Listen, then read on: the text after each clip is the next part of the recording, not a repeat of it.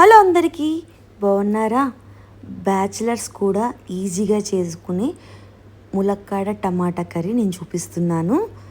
వీటికి కోసం మనం ములక్కాడ, ఆనియన్, టమాటా, ఒక ఆలు, కొంచెం ఇష్టం ఆలు ఉంటే వేసుకోండి, లేకపోతే లేదు. నేను ఒక ఆలు వేస్తున్నాను అనమాట. ఇవన్నిటిని నేను ములక్కాడలు కోసేసి పక్కన పెట్టుకున్నాను. ఫస్ట్ కుక్కర్ పెట్టుకొని దాంట్లో తాలింపు వేసేసుకోవాలి. మనం ఆనియన్స్, పచ్చిమిర్చి కట్ చేసుకొని పచ్చిమిర్చి తాలింపు వేగిన తర్వాత కుక్కర్లో వేసేసుకొని అవి కాసేపు వేగనియాలన్నమాట.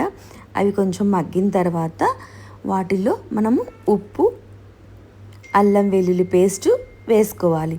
ఇవన్నీ కొంచెం మంచిగా మగ్గిన తర్వాత మనం కట్ చేసి పెట్టుకున్న ఆలు కూడా వేసుకోవాలి. ఆలు ఆప్షన్ అని చెప్పా కదండి, మీ ఇష్టం ఉంటే వేసుకోండి, లేకపోతే అవసరం లేదు.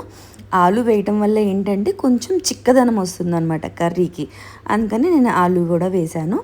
ఇవన్నీ వేగిన తర్వాత మనము ములక్కాడలు వేసుకోవాలన్నమాట.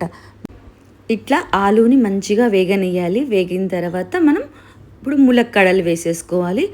ములక్కాడలు వేసేసుకొని కాసేపు మగ్గనివ్వాలన్నమాట. కాసేపు మగ్గిన తర్వాత మనము సన్నగా కట్ చేసుకున్న టమాటా వేయాలి. టమాటా సన్నగా కట్ చేసుకుంటే చాలా మంచిగా ఉంటుందండి, తొందరగా ఉడుకుతుంది. అని ఇంకొకటి ఏంటంటే ఇలా తొక్కలుగా రాదనమాట, అందుకే సన్నగా కట్ చేసుకుంటే బాగుంటుంది అనమాట. సన్నగా కట్ చేసుకున్న టమాటా ముక్కలు వేసేసుకుని మనము విజిల్ పెట్టేసేయాలి. ఒక విజిల్ రానియాలి. దాని తర్వాత మూత తీసేసి మనము కారం వేసేసుకొని ములక్కాడలు అంటే మెత్త కాకుండా మంచి కలిపేసుకోవాలన్నమాట. ఎక్కువసేపు కలపద్దనమాట, కాసేపు కలిపేసి స్టవ్ మీద పెట్టేసుకొని మగ్గనియాలి. ఇలా నూనె పైకి తేలేంత వరకు ఉంచాలి. ఈజీగా అయిపోతుందండి, టేస్టీగా ఉంటుంది. ఇష్టం ఉన్న వాళ్ళు ఆమ్లెట్తో కూడా తినచ్చు. టేస్టీ ములక్కాడ కర్రీ రెడీ.